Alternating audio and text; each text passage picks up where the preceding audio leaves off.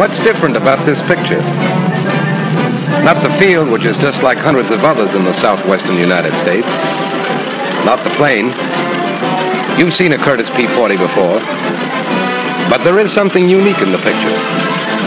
It's the pilot. He could be Dick Brown from Sioux City or Frank Jones from Springfield. But he's not. He's Li Yan from Chongqing, China.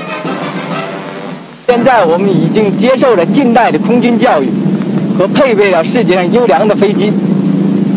当我们在 This man is a Chinese air cadet, one of hundreds over here to take a postgraduate course in aviation, combat aviation. First class, English. Tough? Just as tough as it would be for any of us to learn Chinese. But these fellows take it in their stride. And blow as you see me do, everybody.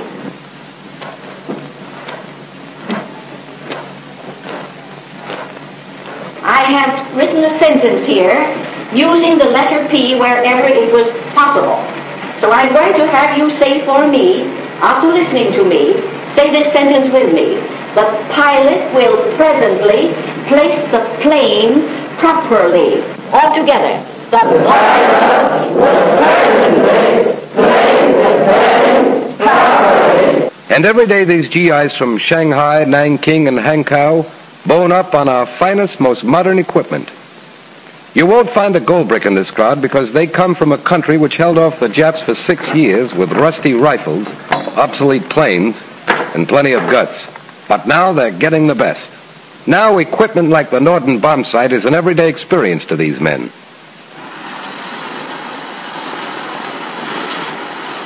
And believe me, every cadet who looks through that eyepiece sees Tokyo below. Like that. Yes, it's a little different for these fellows. They come overseas to train and go home to fight. Hiya, Shang. Hello, Lynn. You can't wear out these guys. They fly the clock around, piling up hours, experience, and skill. Their training wasn't in Tennessee with red and blue armies. They trained like all the cadets. On the burning fields of China, the Blue Army was the deadly, efficient Jap war machine. You can't stop these boys. They know the importance of a crack Air Force, and they didn't learn it from headlines or newsreels.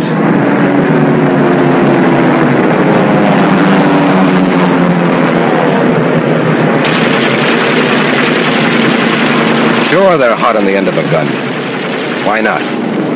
They grew up with their forefingers curled around a trigger waiting for a Jap to cross their sights.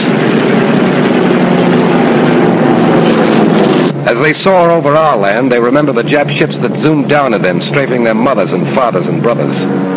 And they remember the whistling of bombs and the sight of their homes and towns in flames.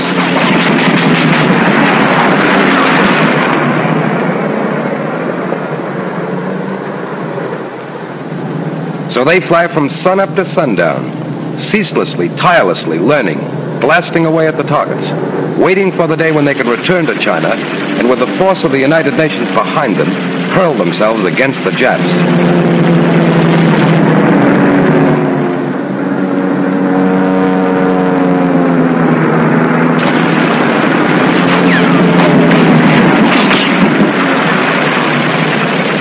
These are angry men, but they're free men, and they sing of the new world they're making.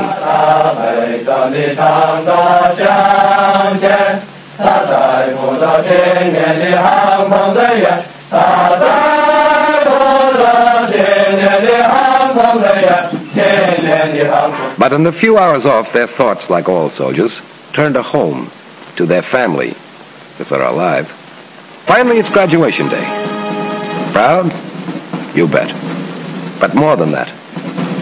Take a look at them. There are no smiles on the faces of these men who are going home with a purpose. The wings of the United States Army Air Force to the Air Force of China. That tells the story. And soon these wings will be flashing angrily across the skies of the Far East. Flyers and fighters, every one of them, going back to take up the fight. Their fight and our fight. Start diving for those foxhole soldiers of Japan. Start building those bomb shelters, citizens of Tokyo and Yokohama. These guys have a message for you you'll never forget. So long, fellas. Give 'em hell.